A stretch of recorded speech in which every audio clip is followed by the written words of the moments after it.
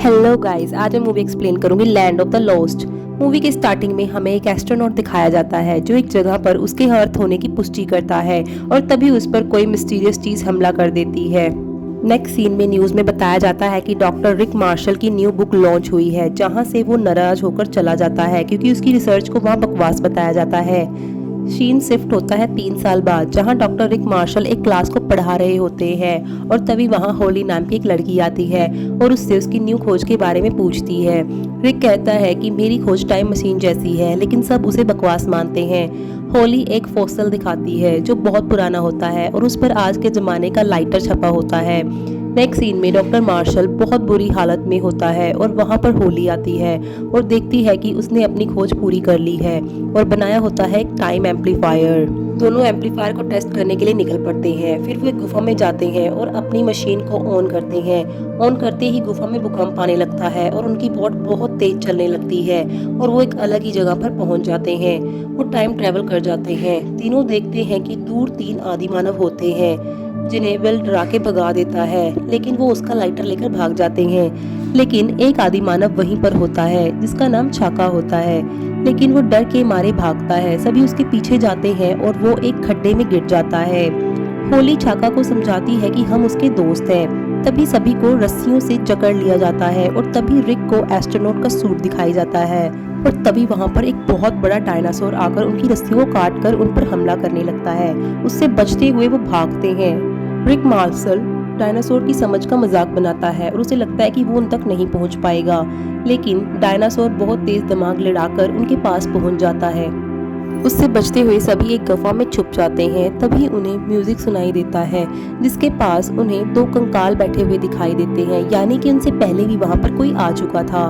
गुफा में भूकंप के झटके लगते हैं और वहां पर एक बड़ा सा अखरोट आकर गिरा होता है। नेक्स्ट सीन में रिक रिकॉर्ड करता है कि हमें अभी तक टाइम एम्पलीफायर नहीं मिला। चाका रिक को एक फ्रूट खाने के लिए देता है, मगर उसमें बहुत सारे कीड़े होते हैं जो सभी को काटने लगते हैं। अचानक से एक तेज रोशनी होती है जिसे देखते ही मार्शल को दिमाग में तेज झटका लगता है और उसे कोई अजीब सा आदमी एनिक दिखाई देता है जो कहता है कि मुझे बचा लो। रिक ढूंढता हुआ उसके पास पहुंचता है जिस जगह पर वहां एनिक होता है। विल और रिक एक क्रिस्टल को टच करते हैं जिससे वाइब्रेशन फील होती है। तभी चाका सबको दिखाता है वहां पर बहुत सारे फ्रॉगमैन होते हैं जो उनकी तरफ बढ़ते हैं। रिक होली की बैलेट की हेल्प से एक रोशनी पैदा करता हुआ क्रिस्टल के दरवाजे को ओपन कर उसके अंदर चला जाता है और फ्रॉगमैन से बच जाता है। तभी एनिक उन्हें मिलता है जो रिक को जानता है और बताता है कि मैं यहाँ कैदी हूँ और आप मेरी मदद कर सकते हो। वो बताता है कि जान ने मेरी दुनिया पर कब्जा कर लिया है और अब वो तुम्हारी दुनिया पर भी कब्जा करना चाहता है। एनिक बोलता है कि एम्पलीफायर को जान के हाथ लगने से पहले ढूंढना होगा और सबको बचाना होगा। रिक सबको बोलता है कि हमें डायनासोर टॉयलेट से नहाना होगा ताकि डायनासोर हमें सूंघ ना पाए।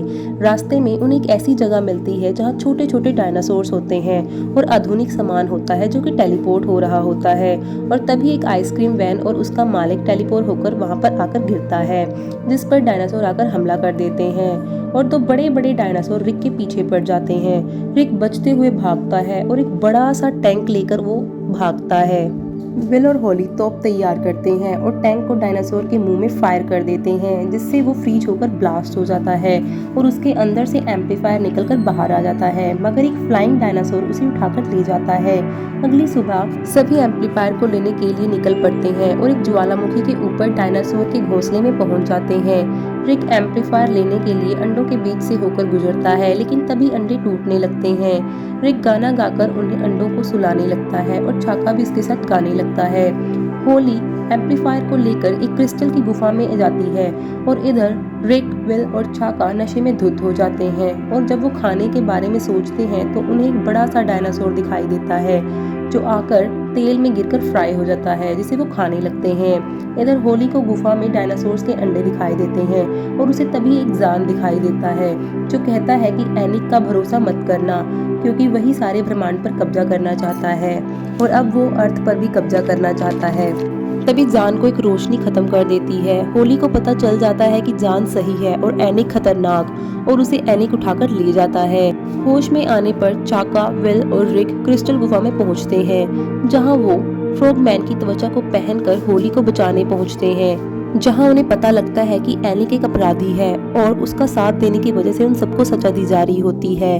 तभी एनिक आजाद होकर आ जाता है और उसे एम्पलीफायर भी मिल जाता है जिसकी मदद से वो धरती पर कब्जा करने को बोलता है। तभी वहां पर डायनासोर आ जाता है। रिक सबको वहां से भगा देता है और डायनासोर का सामना अकेले करने लगता है।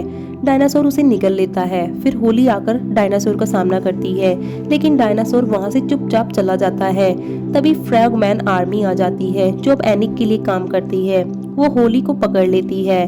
विल और चाका सब पर अटैक करना शुरू कर देते हैं। इधर रिक डायनासोर से बाहर आकर उस पर काबू पा लेता है और फ्रॉगमैन आर्मी को मारने लगता है। चाका, विल, रिक और होली क्रिस्टल के अंदर पहुंच जाते हैं और एनिक के पास पहुंचते हैं जिसने अर्थ तक के रास्ते को ओपन कर दिया होता है।